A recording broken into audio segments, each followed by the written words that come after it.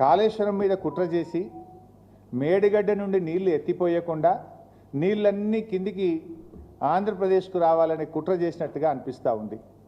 అంటే తెలంగాణలో కట్టిన ప్రాజెక్టులను నిర్వీర్యం చేయాలి, ఆంధ్రప్రదేశ్లో మాత్రం అక్రమ ప్రాజెక్టులు కట్టి తీరాలి. ఇక్కడ కట్టిన ప్రాజెక్టులు నిర్వీర్యం చేయాలి, ఆంధ్రప్రదేశ్లో అక్రమ ప్రాజెక్టులు కట్టాలి. కృష్ణా నదిని ఎట్లయితే మళ్లించుకున్నామో గోదావరిని కూడా మొత్తం మళ్లించుకోవాలి. రెండు నదులను కూడా హస్తగతం చేసుకునేటువంటి కుట్ర జరుగుతూ ఉంది. అంటే ఆ రోజు తెలంగాణ రాష్ట్రంని అడ్డుకోవడానికి శతవిధాలా అడ్డుపడ్డారు మీరు. ఈరోజు తెలంగాణ నీళ్లు వాడుకోకుండా ఇలా జలద్రోహం చేస్తూ ఉన్నారు, అడ్డుపడతా ఉన్నారు. మేము ఊరుకోం, మీ ఆటలు సాగనీయం. ఆనాడంటే ఉమ్మడి ఆంధ్రప్రదేశ్లో నడిపించిందేమో, ఇప్పుడు ఎట్లయితే మీరు ఎన్ని కుట్రలు చేసినా తెలంగాణ సాధించి తీరిండు కేసీఆర్ గారు. అదేవిధంగా ఇవాళ బనకచెర్ల కట్టి తీరుతామని మీరు అంటున్నారు. బనకచెర్ల అడ్డుకొని తీరుతాం మేము. మాకు అడ్డుకోవడం కూడా తెలుసు, ఎట్లా అడ్డుకోవాలో కూడా మాకు తెలుసు. మీరు కట్టి తీరుతామని మీరు మాట్లాడినంత మాత్రాన ఈ దేశంలో రాజ్యాంగం ఉన్నది, సుప్రీంకోర్టు ఉన్నది, ఈ దేశంలో కాన్స్టిట్యూషన్ ఒకటి ఉన్నది. నీ ఇష్టం వచ్చినట్టుగా ఏదో 10 మంది ఎంపీలు చేతులు ఉన్నారు కదా, ఢిల్లీలో బీజేపీ గవర్నమెంట్ చేతులు ఉంది కదా అంటే, ఈ దేశంలో కొన్ని హక్కులు ఉన్నాయి, కొన్ని చట్టాలు ఉన్నాయి, కోర్టులు ఉన్నాయి. మాకు కూడా తెలుసు దాన్ని ఎట్లా అడ్డుకోవాలనో. ఎందుకు అంటే మేమేమి మీ ప్రాజెక్టులు అడ్డుకోవాలని మాకేం కాదు, కానీ మా హక్కుల సంగతి మాట్లాడుతున్నాం. మేము మా న్యాయబద్ధమైన వాటా సంగతి మేము మాట్లాడుతూ ఉన్నాం. సో ఇప్పుడు బుల్డోజింగ్ విధానాలు కాదు, ఏదన్నా ఉంటే తెలంగాణ ప్రజల అభిప్రాయాలు గౌరవించండి. తెలంగాణ హక్కులను, మా హక్కులను కాదని మీరు చేయకండి. మా హక్కులకు లోబడి మా వాటా మాకు ఇస్తూ మీరు ఏదైనా చేస్తామంటే దానికి మాకు అభ్యంతరం ఉండదు. కానీ బుల్డోజ్ చేస్తామంటే చూస్తూ ఊరుకోం. ఇప్పుడు కేసీఆర్ గారు కూడా కాళేశ్వరం కట్టిండ్రు పోయి ఎన్నిసార్లు పోయింది మహారాష్ట్ర దగ్గరికి? నన్ను తోలిచ్చింది ఒక 10 సార్లు నేను పోయినా. నాగ్పూర్ పోయినా, ముంబైకి పోయినా, ఢిల్లీకి పోయినా. వాళ్ళు ఎక్కడుంటే అక్కడ పోయి బతిలాడుకొని నచ్చజెప్పి మా హక్కుల గురించి, మా కష్టాల గురించి చెప్పినాం. స్వయంగా కేసీఆర్ గారు కూడా 3 సార్లు ముంబైకి వచ్చి అక్కడ ముఖ్యమంత్రి గారిని, గవర్నర్ను, అధికారులందరినీ కూడా కలిసి ఒప్పించి మెప్పించి మేము కాళేశ్వరం ప్రాజెక్టు కట్టాం. కానీ మీరేంది బుల్డోజ్ చేస్తామంటున్నారు. రేవంత్ రెడ్డి మావోడేనా, మా చేతులున్నాడు, ఢిల్లీ మా చేతులు ఉన్నది, అడిగేది ఏంది? బుల్డోజ్ చేస్తాం, కట్టిపారేస్తామంటే ఎట్లా నడుస్తుంది? ఇప్పుడు ఇంకొక విషయం, నిన్న లోకేష్ గారు ఏమంటున్నారు, మా సముద్రంలో కలిసే నీళ్లు కదా, మేము తీసుకపోతే తప్పేంది అని ఆయన గారు నిన్న మాట్లాడుతున్నాడు.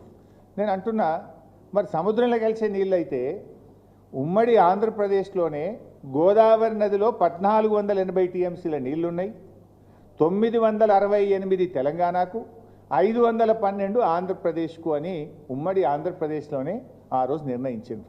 ఇది అసెంబ్లీలో కూడా పెట్టిండ్రు, జస్టిస్ శ్రీకృష్ణ కమిటీకి కూడా ఇచ్చిండ్రు, మొత్తం కూడా నిర్ణయం జరిగింది. మరి అన్ని నీళ్లుంటే అన్ని సముద్రంలో కలిసే నిజమైతే తెలంగాణకు ఇప్పటికే కేటాయించబడిన 968 టీఎంసీలను ఎందుకు ఆంధ్రప్రదేశ్ అడ్డుకుంటున్నది? ఆ 968 టీఎంసీలకు లోబడి తెలంగాణ కడుతున్న ప్రాజెక్టులకు ఎందుకు ఆంధ్రప్రదేశ్ ప్రభుత్వం అడ్డు చెప్తున్నది? దీనికి సమాధానం చెప్పండి.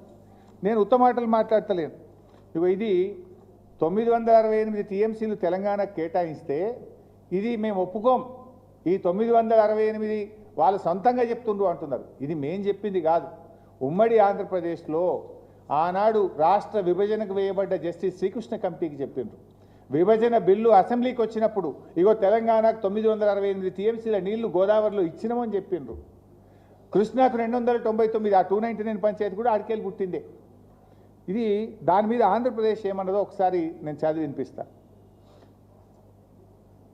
It is also submitted that Central Water Commission, Ministry of Jal Shakti cannot appraise or approve any new or revised project proposed by Telangana state in Godavari basin based on illegitimate, self-proclaimed, enmarked share of 968 TMC of Godavari water till allocation of share of Godavari water between states of AP and Telangana is finalized through mutually accepted interstate agreement or adjudication by tribunal.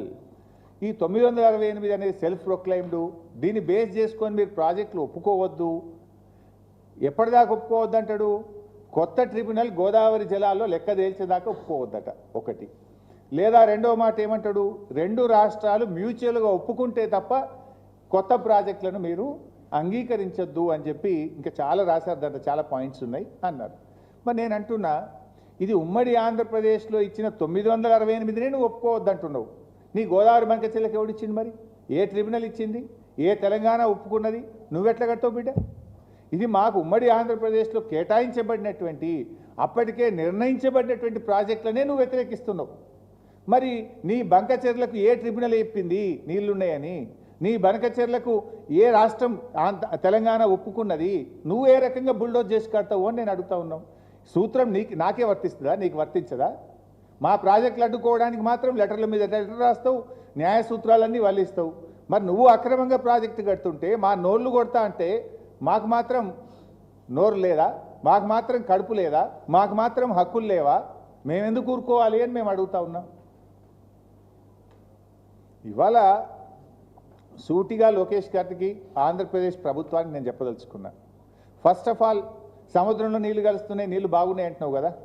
ఉమ్మడి ఆంధ్రప్రదేశ్లో 968 టీఎంసీలు తెలంగాణ కేటాయించారు. దాన్ని అంగీకరించండి. దాన్ని వ్యతిరేకిస్తూ కేంద్ర ప్రభుత్వానికి రాసిన లేఖలు అన్నీ కూడా విత్డ్రా చేసుకోండి. గోదావరి నది మీద తెలంగాణ కట్టిన ప్రాజెక్టులను వ్యతిరేకిస్తూ మా సీతమ్మ సాగరో, సమ్మక్క సాగరో, మా కాళేశ్వరమో, మా తుమ్మిళ్ళనో అనేక ప్రాజెక్టులను వ్యతిరేకిస్తూ ఉత్తరాలు రాశారు. ఆ ఉత్తరాలన్నీ ఫస్ట్ విత్డ్రా చేసుకోండి. Point number 1. Point number 2, Godavari tribunal మరియు కృష్ణా ట్రిబ్యునల్, రెండు ట్రిబ్యునల్ కూడా ఏం చెప్పినాయి? గోదావరి నది నీళ్లను కృష్ణా నదికి మళ్లిస్తే నాగార్జున సాగర్ పై భాగములో అంటే తెలంగాణకు నీళ్ళు ఇవ్వాలని ట్రిబ్యునల్ అవార్డు ఉంది. ట్రిబ్యునల్ అంటే it is law of the land, supreme court తీర్పుకు సమానమైనటువంటిది. ఆ ట్రిబ్యునలే చెప్పింది ఆనాడు పోలవరంలో 80 టీఎంసీలు మళ్లిస్తే 45 నాగార్జున సాగర్ పైన, 21 కర్ణాటక, 14 మహారాష్ట్ర. 45 నాగార్జున సాగర్ పైన అంటే అవి మా మహబూబ్ నగర్ జిల్లా, మా పాలమూరుకు దక్కుతాయి కదా. అట్లే పోలవరం ఈ 45, ఇప్పుడు 200 తీసుకుపోతా అంటున్నావు. అదే రేషియోలో, అదే ప్రోరాటాలో 112.5 టీఎంసీలు మాకు రావాలి. ఆ 45 ఈ 112 అంటే 157.5 టీఎంసీలు మేము అడుగుతలేం. ట్రిబ్యునల్ అవార్డు ప్రకారంగా, లా ఆఫ్ ద ల్యాండ్ ప్రకారంగా మాకు 157 టీఎంసీల నీళ్లను ఒప్పుకోండి, రాసియండి. ఎస్, మేము మళ్ళిస్తున్నాం కనుక ట్రిబ్యునల్ రూల్ ప్రకారంగా, ట్రిబ్యునల్ అవార్డు ప్రకారంగా ఈ 157 తెలంగాణకు దక్కుతాయి. మా పాలమూరు క్లియర్ అవుతుంది, మా దిండి క్లియర్ అవుతుంది, మా కల్వకుర్తి క్లియర్ అవుతుంది. మేము మా పాలమూరు, మా రంగారెడ్డి జిల్లాలు బతుకుతాయి కదా. మేము గొంతెమ్మ కోరికలు కొడతలేం, ట్రిబ్యునల్ అవార్డును ఒప్పుకోండి అంటున్నాం. సో ఫస్ట్ 968ను ఒప్పుకో.